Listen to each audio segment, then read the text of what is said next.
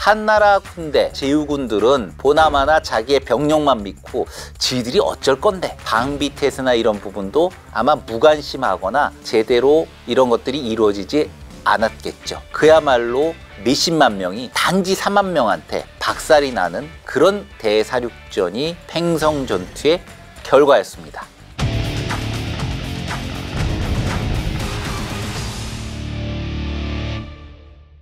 최악의 위기에 직면했던 유방.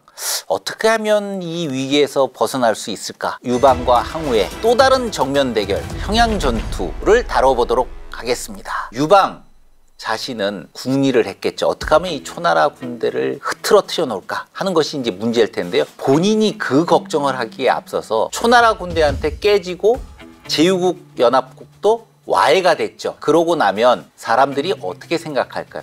이제까지 유방, 블루칩이라고 생각해서 그쪽에 모였는데 이게 아니에요. 그러면 사람들은 어느 쪽에 가서 붙을까요? 당연히 초나라 쪽에 가서 붙는 게 맞습니다. 물론 초나라의 항우도 평양까지 진군해 오기는 했는데 진군해 와서 거기서 딱 막혀버리게 되는 거죠.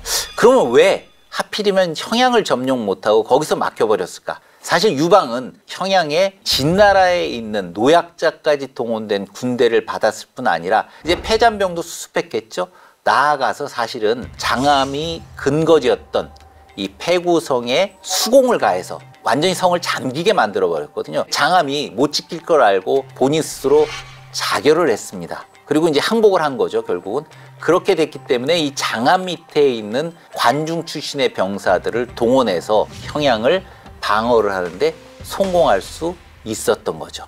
그럼에도 불구하고 전황은 여러 군데에서 이제 벌어질 수밖에 없죠. 특히 이제 제나라 부분 자체가 문제가 됩니다. 제나라는 그 전행이 제나라 땅을 거의 전부 이렇게 수습을 한 다음에 전영의 아들이었던 전광을 제나라 왕으로 세워버렸습니다. 하필 한왕이 팽성전투에서 이제 패하게 되고 나서 이 모든 제후들이 이 초나라 쪽에 가서 다 붙기 시작한 거 아니에요. 그러니 이제 제나라 입장에서 좀 황당하긴 할 거예요. 이거 어떡하지? 그러나 제나라는 초나라에 가서 붙을 수는 없는 상황이죠. 이미 배신을 했기 때문에 그렇습니다.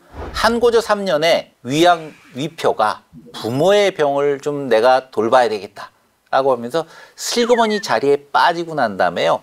황하의 나루를 끊고 한나라를 배신을 한 다음에 초나라 쪽에 얼른 붙습니다. 유방 입장에서는요. 그나마 어떻게 좀 할 수 있는 곳이 제나라 빼고는 사실 없게 된 상황이 됐는데 유방 입장에서 특히 위나라를 잇는 거는 골치 아픈 상황이죠. 그러니 그야말로 말자라는 여기기를 보내서 설득을 하긴 하는데 위표가 에이 유방 아닌 것 같아. 제 밑에는 안 돼.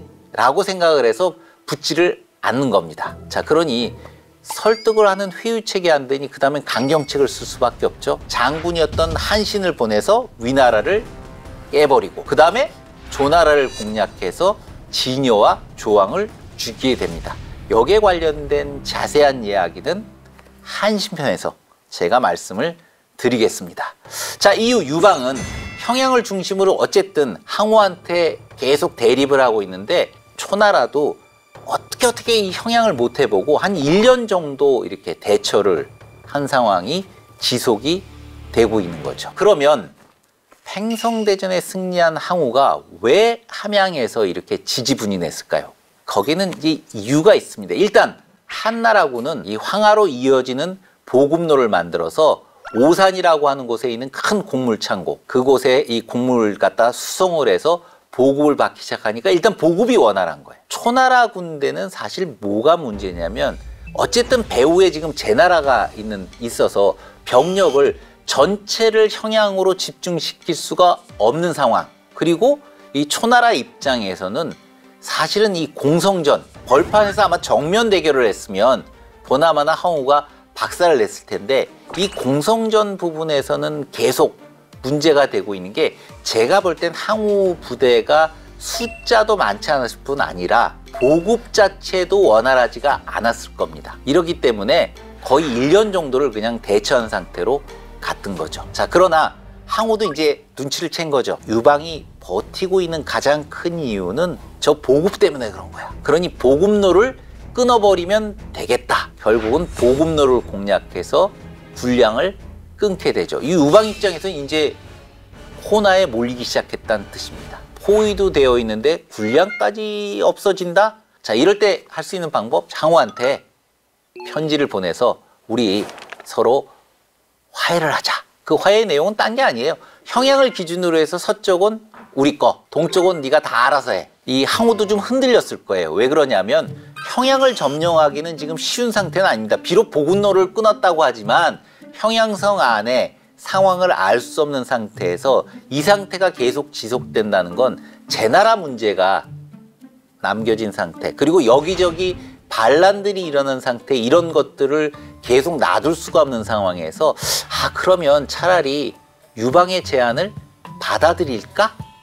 라고 그때 마음이 좀 흔들렸던 거죠. 끝까지 밀어붙여야 되는데 항우가 아무래도 저를 닮은 것 같아요.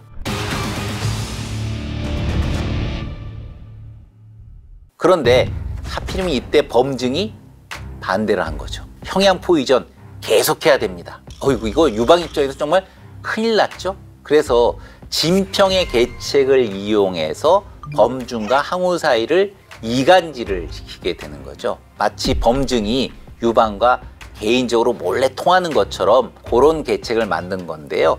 범증은 자기 고향으로 가다가 결국은 병으로 죽게 되고, 유방 입장에서는 범증을 없앴기 때문에 형양성의 포위를 풀 수 있을 것 같지만 풀 수는 없죠. 이럴 때 계책을 하나 또 쓰게 됩니다. 장수 기신이 제안을 했던 거죠. 자신이 유방의 모습으로 초나를 속일 테니 그때 탈출하십시오. 유방은 엄청 좋았을 겁니다. 오케이.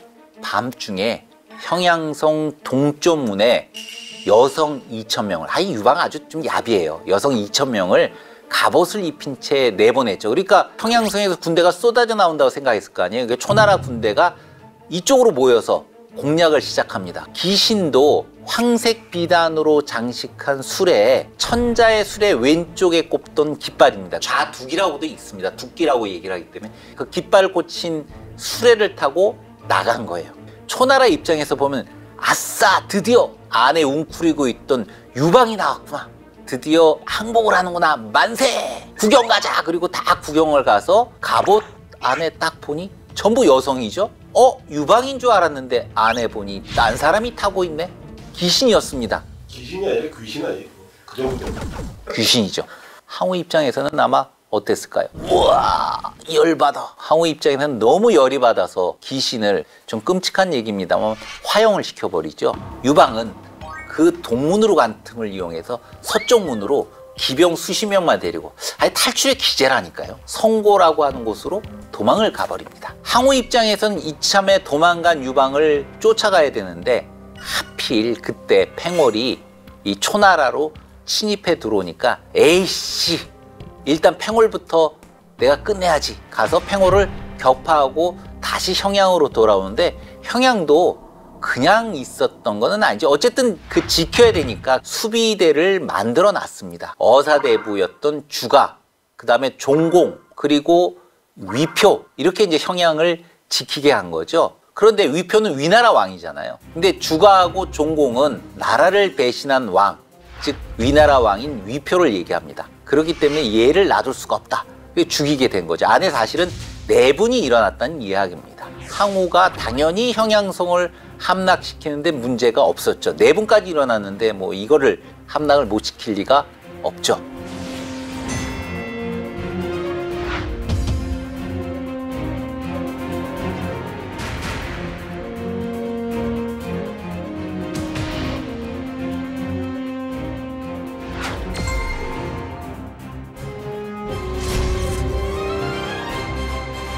주가를 생포를 했습니다. 생포하고 나서 주가한테 제안을 하죠. 야, 너 내 밑에 붙으면 내가 당장 오늘 상장군, 쉽게 얘기하면 내 밑으로 오면 당장 이사직 줘. 3만 호에 제후르도 임명해. 그랬더니 주가가 뭐라고 그러는 줄 아세요?